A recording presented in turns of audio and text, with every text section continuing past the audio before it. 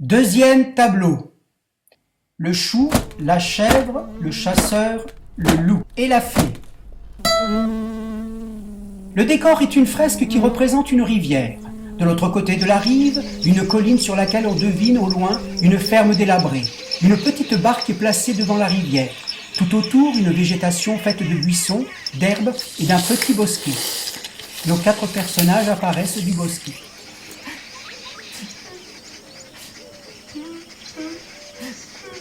Ah! Regardez là-bas mes plats préférés! C'est mon humble demeure! Ah, ce soir, je vais pouvoir me farcir une bonne soupe de choux, un bon sauté de chevreau. Pour ta gouverne, je te réserve un traitement particulier. Je t'empaillerai et tu orneras mon séjour. Tu vois, je te tiendrai compagnie jusqu'à la fin de mes jours. Voilà comment je vais procéder. Cette barque est trop petite pour vous transporter tous à la fois. Je vais devoir faire 3 voyages. Au premier d'entre vous.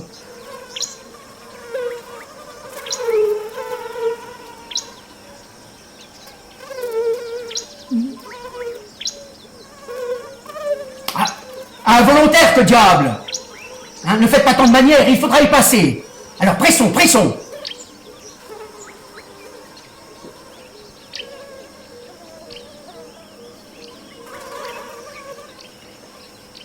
Ah! Tout de même! C'est pas trop tôt.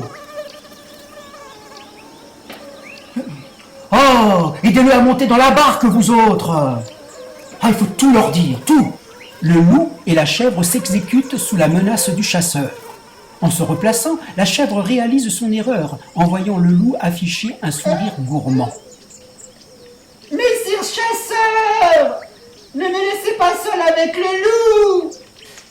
T'inquiète pas, je vais pas loin, c'est juste en face. Oh, quelle pleureuse celle-là. Le loup va me manger, et quand vous aurez déposé le chou, à votre retour, vous n'aurez plus de sauter à savourer. Voilà qui est bien raisonné, la chèvre.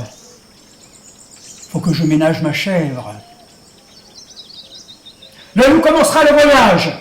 Approche, mécréant. Pour ta perfidie, tu auras ta tête clouée dans mon salon, et ta peau sera ma descente de lit. Tous les matins, tous les soirs, je piétinerai ton dos jusqu'à la fin de mes jours. Va-t'en de là, je reviendrai te chercher. Ah, et aidez-le, vous autres, à le sortir de là. Ah, allez, dépêchons, dépêchons. Le loup et la chèvre s'exécutent. À peine déposé au sol, le chou remarque le sourire gourmand de la chèvre. Messire chasseur! Oh, pas le temps. Hâte-toi. Oh, que t'es bien mou pour un loup. Messire Tu pagailleras. chasseur!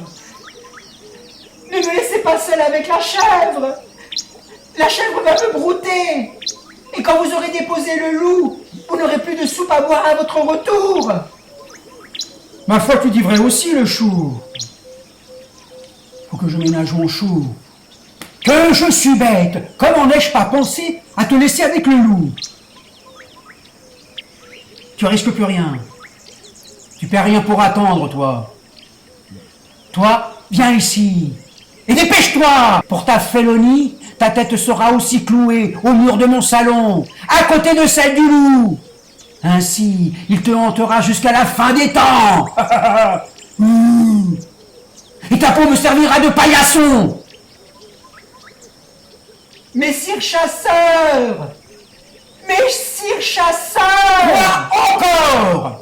Quand vous aurez déposé la chèvre sur l'autre rive, qui sera le prochain? Mais j'en sais rien, j'ai pas encore réfléchi. Toi peut-être. Moi? Dans ce cas, à votre retour avec le loup, vous n'aurez plus de soupe pour vous réchauffer la panse. La chèvre vous aura volé de l'autre côté de la rive. Bon, alors le loup. Alors à votre retour avec moi, vous n'aurez plus de sauter à savourer. Le loup vous aura précédé de l'autre côté de la rive. Oh, tu m'embrouilles l'esprit. Le chasseur se concentre et reconstitue en silence les différentes situations énoncées par le chou. Ah, j'en ai assez de toutes vos goinfreries! Misérable voleur que vous êtes, à vouloir prendre tous mes biens! Je vais vous montrer de quel bois je me chauffe. Dans ce cas, je vais vous abattre. Ou abattre l'un de vous et le problème sera réglé. Oui, je vais abattre la chèvre, responsable de tout ce désordre. Le chasseur arme son arc. Le chou, la chèvre et le loup se regroupent instantanément en se serrant les uns contre les autres tout en se déplaçant, puis réalisant leur situation, se séparent en se bousculant. Paniqués, leur course est brouillonne. Le chasseur semble avoir du mal à viser. Un coup part, déstabilisant le chasseur à terre. Il se redresse avec difficulté. Il se ressaisit, écarte les jambes pour assurer ses appuis. Soudain, un ours au grognement terrifiant surgit derrière lui et le prend par le col, le traîne et disparaît avec lui. Le chou, la chèvre et le loup sont paralysés d'effroi.